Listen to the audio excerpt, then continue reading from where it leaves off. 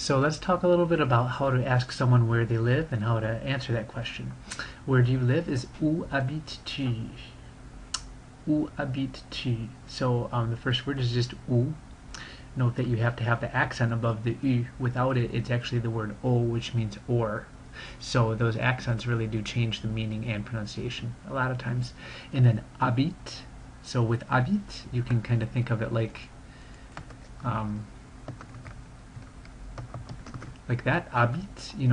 The H is never pronounced in French, and usually consonants at the end of a word are not pronounced, so the S is completely silent as well. So, où habites-tu? Now, the word you, tu, is actually pretty tricky for an English speaker because that sound, the vowel sound, does not exist in English. It's not simply like oo, but u.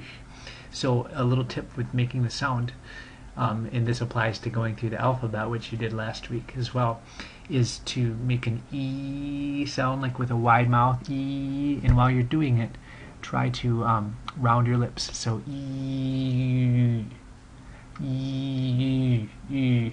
That's kind of how you get the sound. So, and then I just add a T in front of it. So tu, où habites-tu?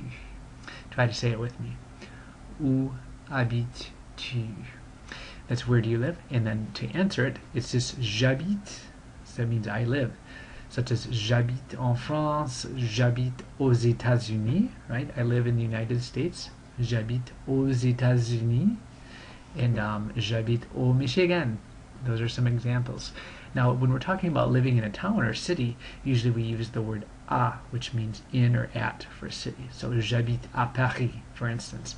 The a is optional. You can just leave it off, like j'habite Paris. But more times than not, I see people use the j'habite à and then their town.